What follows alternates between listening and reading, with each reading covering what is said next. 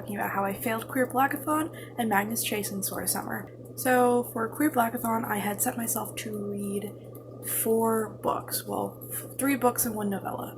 Those books are All Boys Aren't Blue, An Unkindness of Ghosts, Freshwater, and The Deep. I ended up only finishing All Boys Aren't Blue. I originally read it on my Kobo e-reader, and then I got to chapter 2 and I immediately bought a physical copy of it.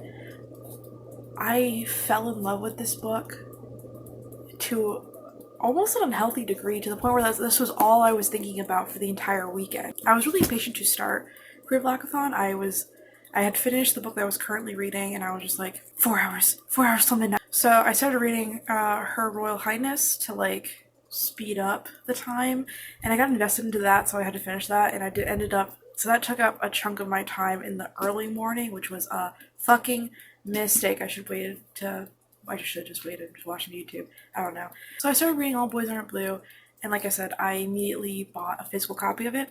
First, this cover is beautiful. Second, this book is beautiful, and I heard from Jesse from Bowties and Books that it's being turned into a TV show, and I'm very excited to see how that's going to work out. If you watched my BookTube newbie tag, you may have noticed that I mentioned that I was going to reread Aristotle and Dante, which is one of my favorite books, with the intent to annotate it. If you're like me, I've never been comfortable, I don't know what it is. It's like some sort of mind block.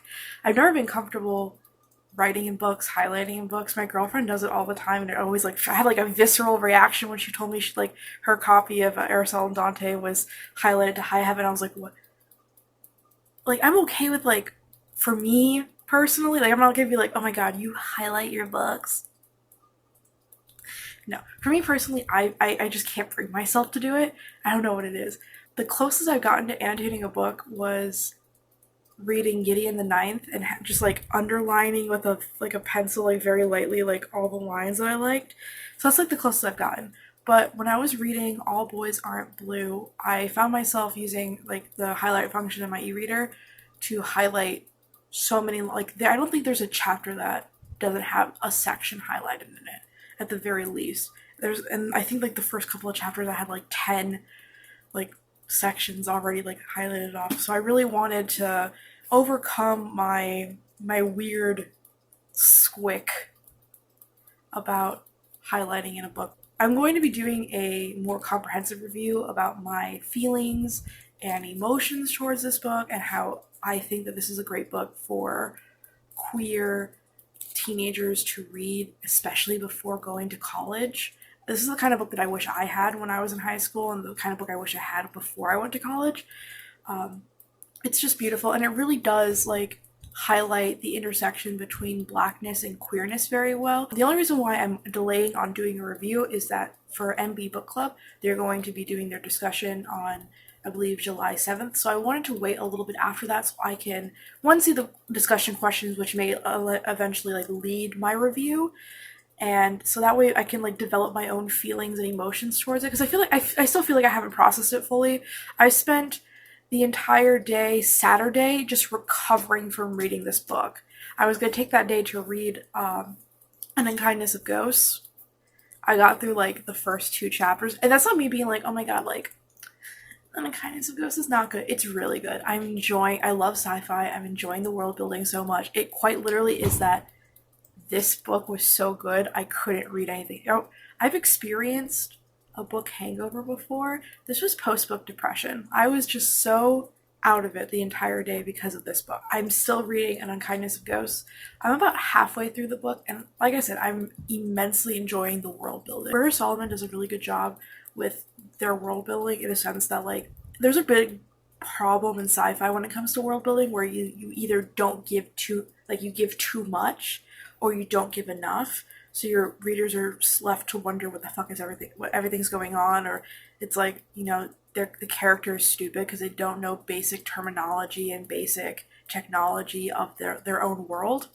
But Riordan Solomon does a great job of just kind of layering everything very slowly, so it all builds up, and it's very beautiful, and I highly recommend it. So at the moment, my TBR has been pushed back, so I'm going to be reading An Unkindness of Ghosts, Freshwater, and The Deep before I move on to anything else. Now we're going to get to the review portion of my video, and today we are going to be reviewing Magnus Chase and the Sword of Summer. If you're a fan of the RRU, or the Rick Riordan universe as I like to call it, these books take place between Heroes of Olympus series and the Apollo trials. Well, it takes place like at the end of the Heroes of Olympus series and in the end of the second Apollo trials books, if I'm remembering correctly. So if you haven't read any Rick Riordan's work, he has a very distinctive writing style, and if you have read his work, you know exactly what I'm talking about. For his first two series, which is Percy Jackson series and the Kane Chronicles, they are first-person perspective. Usually, that way you get a lot of insight into the character's thoughts and feelings and reactions, and I think that's a very beautiful writing style, especially for a middle grade / YA novel. There are also there's just like a little thing that I really loved when I was a kid was the chapter titles of these books. They're usually very funny. They usually give like an out of context spoiler to what's going to happen in that chapter or chapters later to come. And it's really fun for when you're rereading it and you're like, oh, that's the bitch, when you realize that this is something that you missed the first time. But when he wrote his Heroes of Olympus series, that everything, he just scrapped the whole thing and started from anew. It was third person perspective, multiple character point of views, and there were no more chapter titles. So this is a glorious return to form for Rick Riordan. I absolutely loved it, and it has a beautiful and fun world to play around in. So I'm going to give you a quick plot summary with some spoilers, not a lot. I don't know how much spoilers are going to be in this, so I'll try to remember. This series takes place in Boston, Massachusetts. Magnus Chase is a teenager whose mother died 2 years ago, leaving him homeless. He's been surviving through the help of two other homeless people, Blitz and Hearth. On the day of his 16th birthday, which is a historically very bad day for every single Rick Riordan protagonist ever, he finds out that his uncle Randolph has enlisted the help of his uncle Frederick and his cousin Annabeth Chase. I remember finding out the title of this book and being like, does he know? Does Rick Riordan remember that that's Annabeth's last name? There are a few continuity errors, at least in the Percy Jackson series, that I distinctly remember, specifically like Thalia's eyes being green in the first couple books and then turning blue in the last three, and then Blacktrack being a mare in Sea of Monsters, and then it could be a trans horse. Who am I to judge? But yeah, I just remember being like, sir, recycling names? I thought we were above this. No, he's smarter than me. I was a punk ass bitch. So Randolph tells Magnus that he has to claim his birthright from the river. He summons the sword, and it turns out that this is some sort of legendary weapon called the Sword of Summer, which belonged to his father. He fights a fire giant named Surt, who is fated to actually wield the Sword of Summer during Ragnarok. Which, plot twist, the Norse gods are real. Ragnarok is going to happen. They fight, and Magnus ends up very dead. And that isn't a spoiler. It's spelled out for you in the beginning of the first chapter, on the first page, so I'm not spoiling that. Magnus is taken to Valhalla by a Valkyrie named Samira, or Sam, whose judgment is called into question as she is a child of Loki, and she eventually admits that she has brought Magnus here under some false pretenses, and by false pretenses I mean under mysterious orders. Place your bets here as to who's calling the shots. Due to sabotage, Sam is kicked out of the Valkyries, and eventually we learn that Magnus is actually the son of Frey. We also get to learn a little bit more exposition and a little bit more about Floor 19, which are Magnus's shield siblings. So Magnus is dead, but dying is less of like a dying thing and more like an upgrade thing. He no longer has asthma and he's super buff. Not super buff, but he's buff.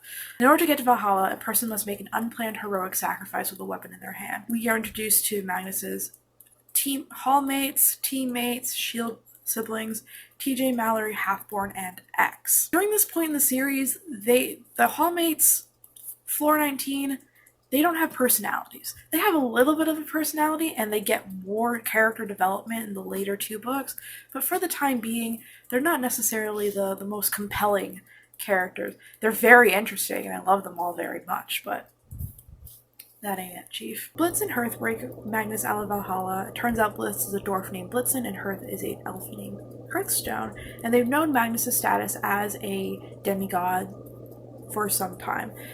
With the help of a de-Valkyried Sam, they go on an adventure throughout the 9 realms to try to keep Fenris Wolf from breaking free and starting Ragnarok. So that's like the spoiler-free review, summary, kind of. It's a pretty good book. I highly recommend if you haven't read it to read it. I do have some critiques about the series overall, which I will get into in the second book, because that's where I find the most egregious flaws, even though the second book is my favorite, and that might just be like, we'll get into it. So like I said in my first video, I had read This Sort of Summer previously a couple of years ago. I think it was like the summer before I went to college, and I haven't really picked it up since. I really enjoyed it, and it quickly became my favorite Rick Riordan book of all time. I love how connected Rick Riordan's stories are. I remember reading in The Red Pyramid where Uncle Amos is like, hey, you know, like, we gotta stay in Brooklyn. We can't really go into Manhattan. The other gods get a little fussy about that. I really like that there is, like, you know, some sort of division, like, you know, agreement between the gods of every single pantheon ever to just, like, not, like, you don't mess with us, we don't mess with you kind of situation. I think that's fucking hysterical. But it allows free movement across all the, like, world, like, across the world without too much fear of bumping into each other, but there's always the potential for crossover, like in the Son of Sobek short story. I know there's a second short story, but I haven't read it yet. I think I might add that to my super secret project that I'm going to talk about later in this video. I also really liked that Annabeth was fitted here to be a minor character at play as opposed to a major character. It could have very easily been like Annabeth the exposition machine, but it ends up being like Annabeth the occasional helpful guide and just like a friendly face to help kick off the series. What makes this particular series great is the characters. Characters are Rick Riordan's strengths. I think that it's very easy for specifically like older, like adult, like writers to write like very stiff and awkward like child characters or teenage characters. It's very like stiff and stilted. But Rick Riordan does a pretty good job at keeping things relatively like loose and believable. They act the way I would believe a 16-year-old would act in this situation. They all have rather believable characteristics, motivations, and flaws. Multiple characters may fit a certain archetype, but they all have different personalities and modes of being. Like Percy and Magnus are both incredibly loyal, to the point where Percy's fatal flaw is being way too fucking loyal, to the point where he would throw away the entire world to save a friend, whereas Magnus is more slow to trust and loyalty is gained over like acts of bravery, acts of selflessness. Or for another example, Leo and Blitz, they're both great designers and engineers, but their abilities and specialties don't necessarily align. However, I do think that this book has a bit of a pacing problem, and that's for like the entire series. Everything goes way too fast. It's boom, boom, boom, boom. While the Percy Jackson series, I believe in like page count, is shorter than Magnus Chase, that one felt like it took longer. It took longer to get to a certain point in the story. This is just wham, bam, thank you, ma'am. While I believe that every threat is credible and could potentially throw them off course or kill them, there isn't that much of a slow burn to the threat. As soon as the physicality of said monster is described, suddenly the threat is no longer sustained. The three series, so Percy Jackson, Kane Chronicles, Heroes of Olympus, had better pacing than these books, in my opinion. However, it is the characters and the overarching themes of these books that make it fantastic. All of Rick Riordan's books have really three distinct themes, and they kind of blend and mix together in very interesting ways. However, these three books almost entirely represent, at least in my opinion, these three overarching themes found within all of the RRU books. So these three themes are prophecy, inheritance, and chosen family. This book deals with prophecy the most, I would say. There's a lot of talk about fate and destiny and, you know, expectations of a person. In every Percy Jackson series, there is some sort of oracle, prophecy giver who spurs our adventurers on their quest. But I think that this particular series deals with prophecy specifically and destiny in a very interesting way. So in Percy Jackson, we get, in the Heroes of Olympus series, we get a very classic Greek and Roman interpretation of prophecy, which is, oh, that's bad, I don't like that, I'm gonna do everything in my power to avoid it. But the problem with that is it ends up becoming a self-fulfilling prophecy. So, you know, the big three in Percy Jackson, avoiding trying to avoid the great prophecy only leads to the potential downfall. The Kane Chronicles have a reluctantly go and face destiny kind of attitude towards it. It's very much like it's going to happen anyway. Might as well get it over with. See the Throne of Fire. I think that particular book does a really good job of showcasing that attitude towards fate and prophecy. It very much is, what's the point of fighting? But this series is very interesting as it has a mix of both. Ragnarok is going to happen, and everyone knows why and everyone knows how. But they're going to do their best to delay that it's coming. There is no running from destiny. It's fate. Loki will betray the Asgardians. Frey will die. Fenris will always be freed. Big picture always stays the same. The world will end. But it's the little things we can change. We can always march forth towards fate on our own terms. I think Loki actually, who is the central villain of this book, says it very well. If I remember the correct chapter, and I find it, Anyway, I can't find it. I think Loki says it best when he says that it is the details that we can change. That's how we rebel against fate. And I think that's a very, hardcore way to approach destiny. Like I said, we also deal with some concepts of inheritance and chosen family.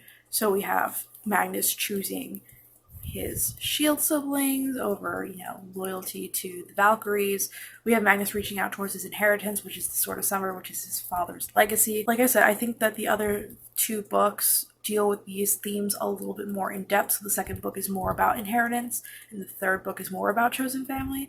So I will talk more about those themes found in those books when I review them. This is going to be where I talk about D&D. So if you don't know what D&D is Dungeons & Dragons, which is currently in its 5th iteration. It's produced by Wizards of the Coast. It was originally started in the 80s, and it's a tabletop role-playing game. Basically, you get paper, pencil, you roll a bunch of die, and you try to have a good time. Part of D&D is that, there are races and classes. I understand right now that there is a push to move away from the term race in Dungeons & Dragons. I'm going to try to find the article about that. I'll link it down in the description if I can. And they're moving towards ancestry and culture, mainly because in 5th edition, they do make a very blasé statement about how some races are just evil because they're that race, which is stupid. But until the time being, I'm going to just say race, just for right now. And this is only in terms of ability. This is nothing to do towards, alignment. I personally don't follow character alignments when it comes to races and shit. For that, I'm going to be categorizing the 4 main characters of this book series into Dungeons & Dragons races, classes, and subclasses. I didn't do backgrounds. I just didn't find the time to, and I don't personally care about backgrounds. Whenever I pick a background, I usually pick urchin or criminal because it usually fits my needs, so I'm not the best. The only problem with this is that it is very hard to categorize these characters based on their abilities, because certain abilities are categorized towards a certain class or subclass, and that subclass, those might not fit the character's fighting styles, attitudes, or general overall personality or major abilities. Take this with a grain of salt. I did the best that I could. I used mostly Xanathar's Guide and the Player's Handbook. I have them on my shelf over there. I think I only used one Unearthed Arcana class and subclass, so we'll just see how this goes. Magnus isn't the bravest, or the strongest, or even the most talented, but he has a lot of heart. Love that boy.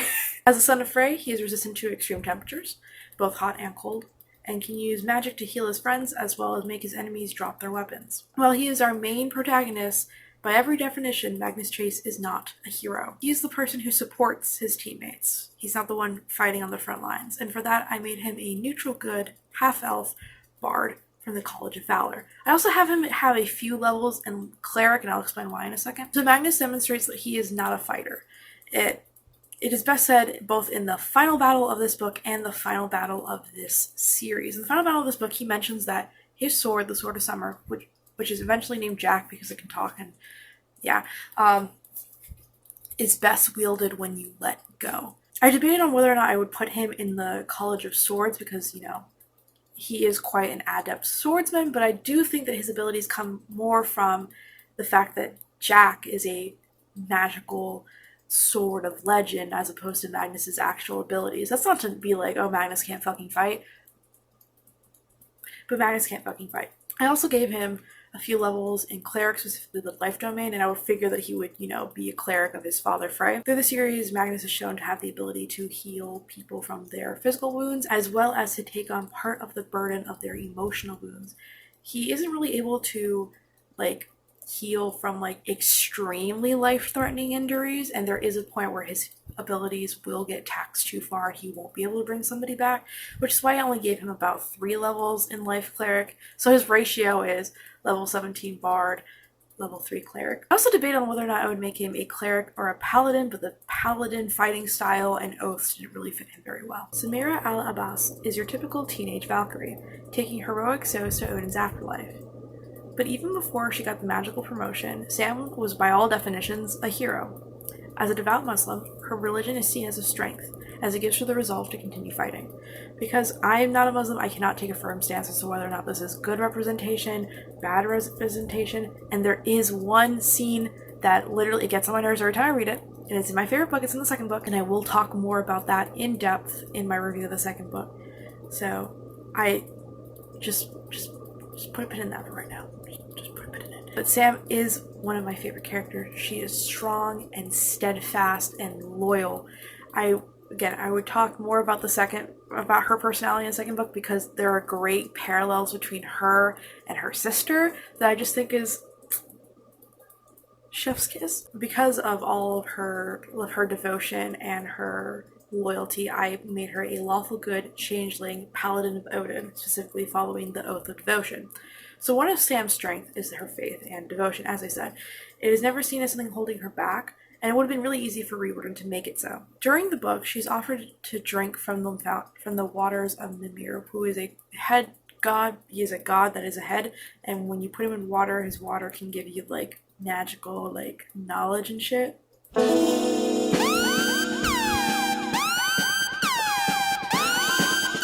But in return, you have to give him service, essentially.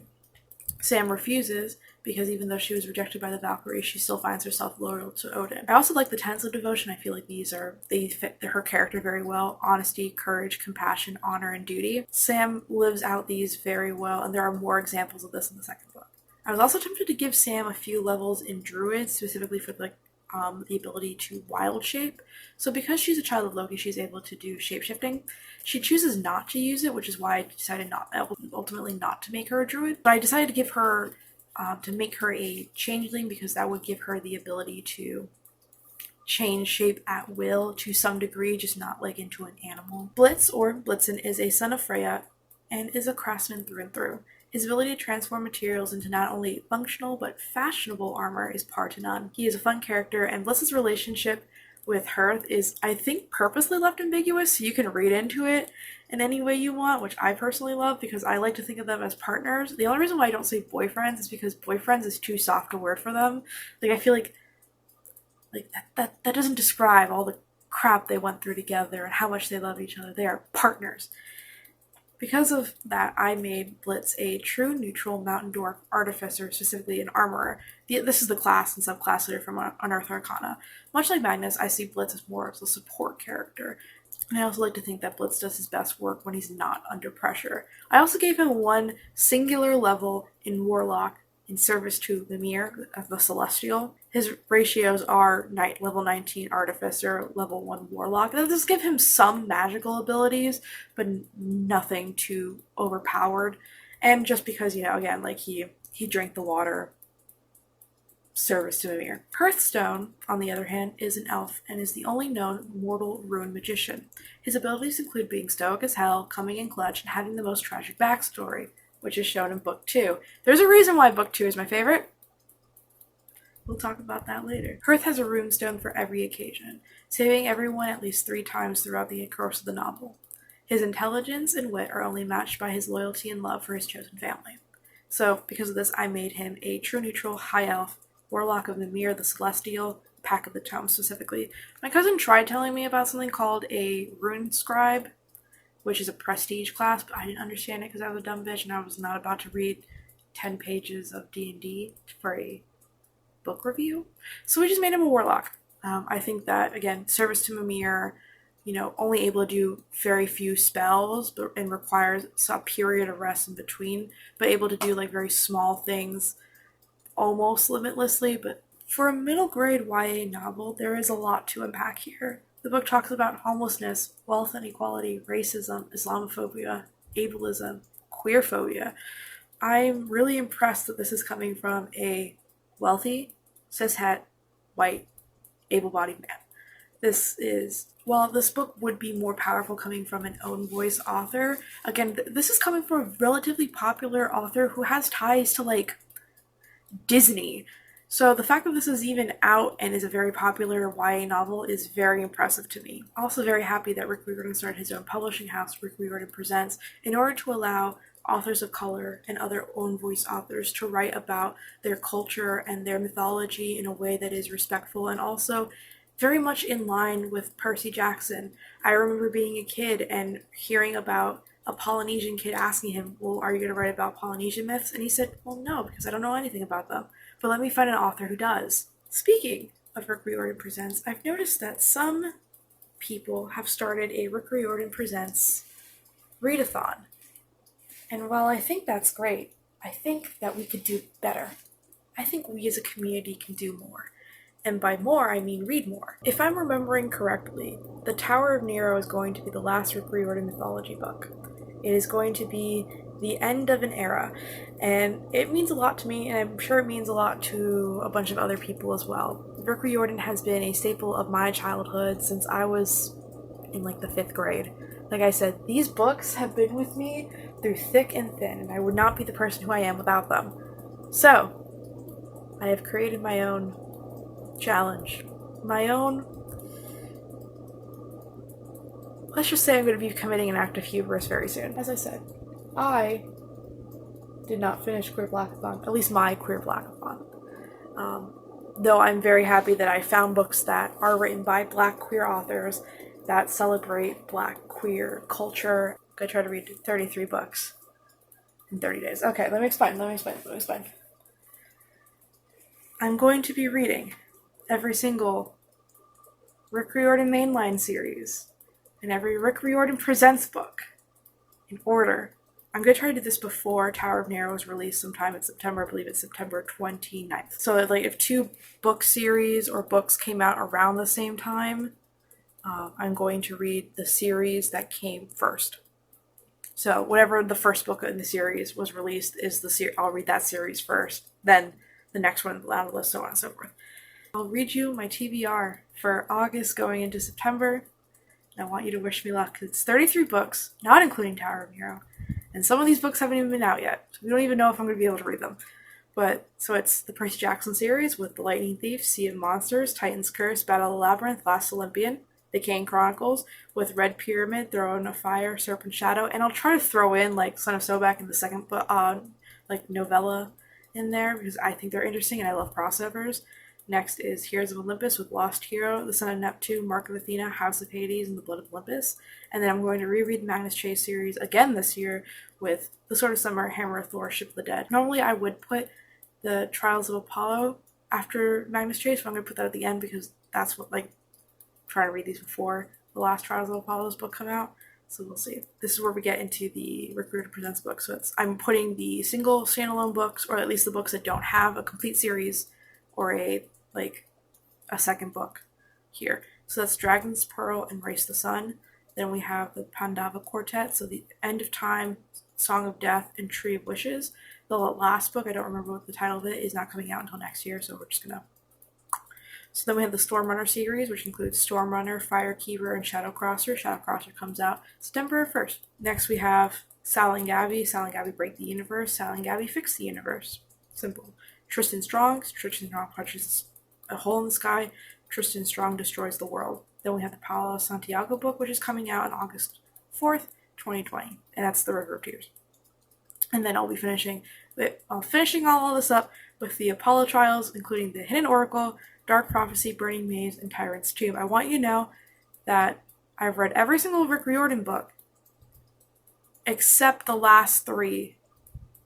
And by the last three, I mean the most recent three of the Apollo Trials books. So this is going to be a fun time. I'm going to try to complete this before.